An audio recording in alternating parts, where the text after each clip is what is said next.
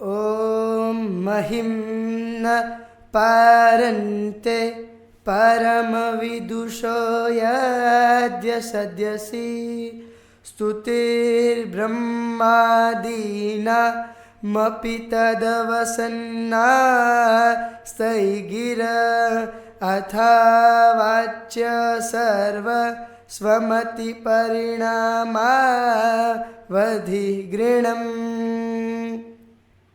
જય માતાજી, નમસ્કાર. હું યુગ દવે.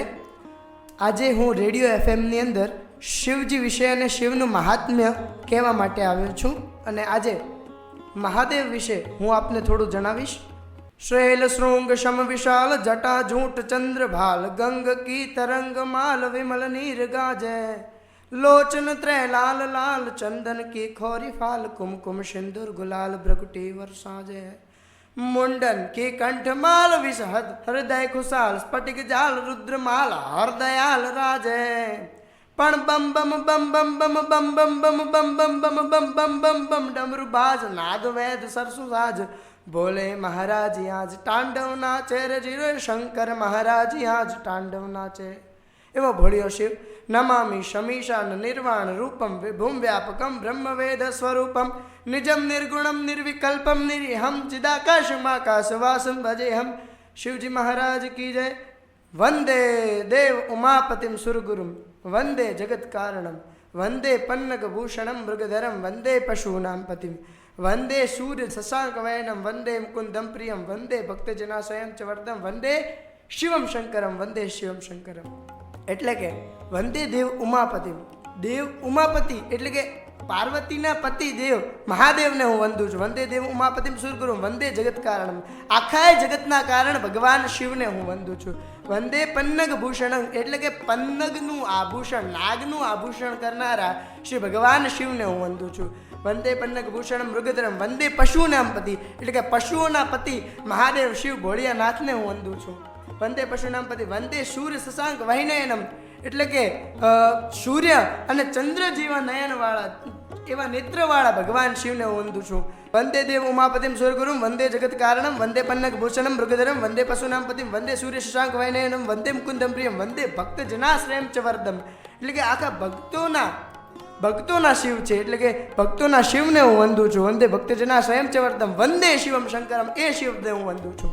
અસિત ગિરી શમશાત જલમ સિંધુ પાત્રે શુરતરુવર શાખામ લેખની પત્રે મુરવી લિખદી અધિ ગૃહિતવામ શારદામ સર્વકાલમ તદપિતમ ગુણાનામ ઇસ્પારમ નયતિ એટલે કે મા શારદા મા ભગવતી સરસ્વતી માતા શિવજીના લેખ કેવી રીતે લખે છે કે સમગ્ર પૃથ્વી રૂપી એક કાગળ લે છે અને સમુદ્ર રૂપી શાહી લે છે, પર્વત રૂપી એક કલમ લે છે, પેન લે છે અને શિવજીના લેખો લખ્યા કરે પણ એ શિવજીના લેખનો ક્યારે પાર આવી શકે તેમ નથી. એ છે શિવ.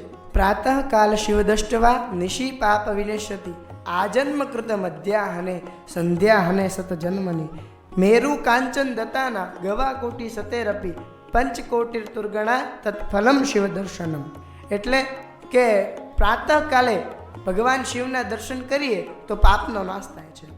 મધ્યકાલે જો શિવના દર્શન કરીએ તો આ જન્મનો પાપનો નાશ થાય છે. અને સાયંકાલે એટલે કે સાંજના સમયે શિવજીના દર્શન કરીએ તો 7 જન્મોના પાપનો નાશ થાય છે. એ છે શિવ. 500 કરોડ ઘોડા, 100 કરોડ ગાયો અને સોનાનો પર્વત દાન કરવાથી જે પુણ્ય મળે તે નિત્ય શિવજીના દર્શન કરવાથી મળે છે. વાત કરવી છે એક શિવરાત્રિના પ્રસંગની અને શિવ અને પાર્વતીના પ્રેમની કે શિવ અને પાર્વતીનો પ્રેમ કેવો હતો. રાજા દક્ષને 27 પુત્રીઓ હતી અને એ 27 પુત્રીઓમાં 26 પુત્રીઓ એ ચંદ્રને પરણાવી અને 27મી પુત્રી એક શિવજી સાથે લગ્ન કર્યા. અને જ્યારે શિવજી સાથે લગ્ન કર્યા એ સમયે રાજા દક્ષને આ ગમ્યું નહીં, કારણ કે એ તો સ્મશાનમાં રહેનારા છે શિવ, નાગણીઓ સાથે રહેનારા છે શિવ, ભૂતો સાથે રહેનારા છે શિવ. રાજા દક્ષને ન ગમ્યો હોવા છતાંય માતા સતીએ એમની જીદથી શિવજી સાથે લગ્ન કર્યા.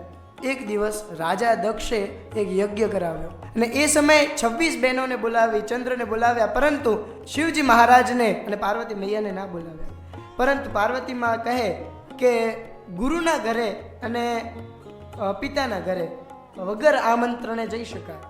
એટલે પાર્વતી માતા વગર આમંત્રણે તેમના દક્ષ રાજાના ઘરે જાય છે અને ત્યાં યજ્ઞ ચાલતો હોય છે. ત્યાં ઈશાન ખૂણાની અંદર જે શિવજીની સ્થાપના કરવામાં આવે, શિવજી સ્થાપિત કરવામાં આવે ત્યાં દેખાતા નથી. ત્યાં શિવજીની સ્થાપના કરેલી હોતી નથી. અને એ જોઈ અને માતા પાર્વતી, માતા સતી, ત્યારે એમનું નામ સતી હોય છે અને એ કોપાયમાન થાય છે. ને એ સમયે એ યજ્ઞની અંદર હોમાઈ જાય છે. કોપાયમાન થઈ અને યજ્ઞની અંદર હોમાઈ જાય છે. એ સમયે શિવજીના વાળમાંથી બળભદ્ર વીર નામના એક ગણ નીકળે છે અને એમણે શિવજીને જાણ કરી કે માતા સતી એ હવન કુંડની અંદર હોમાઈ ગયેલ છે. અને શિવજીને જાણ થતાં શિવજી ખૂબ જ કોપાયમાન થાય છે અને યજ્ઞનો નાશ કરે છે. અને આ યજ્ઞ ગંગાજીમાં હરિદ્વારની અંદર કનકલ ક્ષેત્રમાં આ યજ્ઞ થાય છે.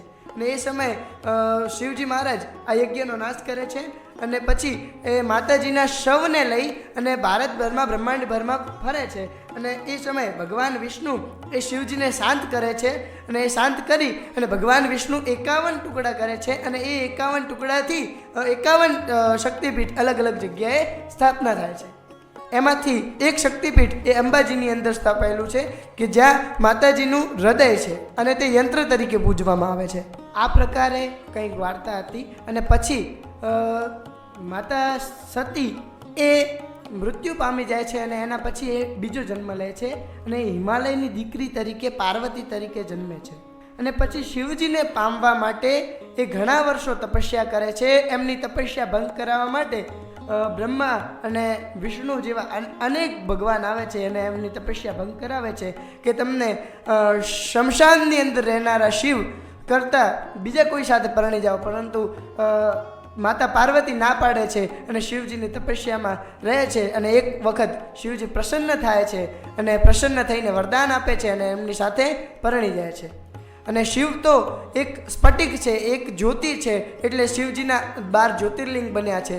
આપાતાલમ નમસ્તનાન ભુવન બ્રહ્માંડ સ્પાટમ વિસ્મૃત. એટલે કે આ મંત્ર એવું કહે છે કે જ્યારે શિવ પૃથ્વીનું અસ્તિત્વ નથી ત્યારે પણ શિવ છે અને જ્યારે પૃથ્વીનું અસ્તિત્વ છે ત્યારે પણ શિવ છે. તત્વમાં તે જ છે શિવ, દરેક અણુ અણુમાં છે શિવ. ધન્યવાદ.